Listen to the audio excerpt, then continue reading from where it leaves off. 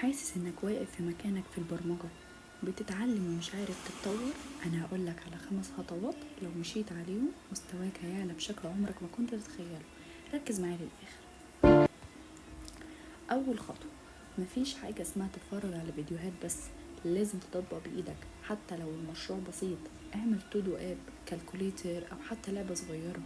اللي بيكتب كود هو اللي بيتعلم بجد.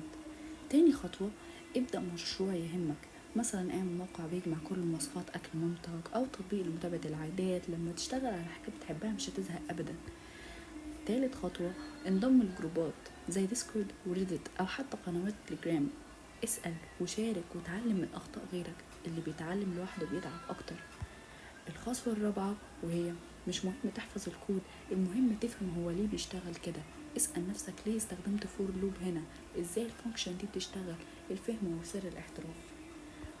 خامس خطوة، اعمل موقع بسيط تعرض فيه مشاريعك، ارفع الكود على جيت هاب، صور فيديوهات لشغلك على يوتيوب او تيك توك. ده بيفرق جدا لما تقدم على شغل او حتى تبني جمهور. ابدأ من النهاردة واختار الخطوة وابدأ بيها، وشوف الفرق خلال شهر بس.